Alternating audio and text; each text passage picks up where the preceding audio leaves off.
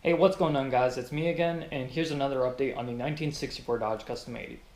Do you want your car to sound like this?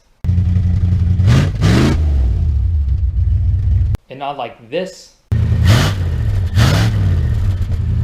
Well, stay tuned. I just got this from the mail right now, and I'm pretty sure you may have an idea on what it may be. It says Borla on it. So I ordered this muffler a while back. It's because I really didn't want to hear the 4-cylinder sound anymore on the blown muffler on the car right now. Yeah, that looks pretty good. It's a little bit scratched, but it's fine.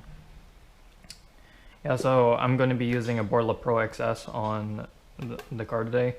And I won't technically do a whole replacement video of it, so I'll just do a couple of videos before and after sounds with a stock muffler, the Borla muffler, and potentially straight piped. Because, you know, that's what you have to do when you're replacing mufflers. You need to at least listen to your engine with its true quote-unquote voice. Yeah, if you can see that, the construction is just pretty much straight through. Yeah, it's pretty nice.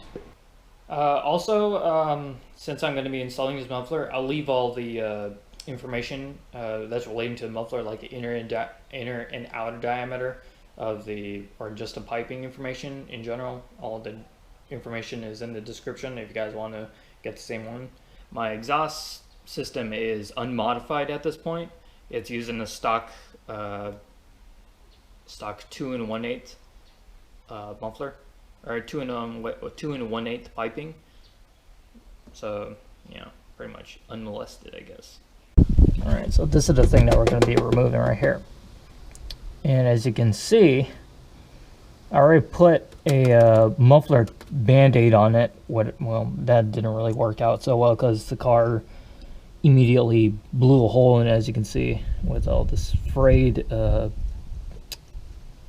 taping material, I guess you could say.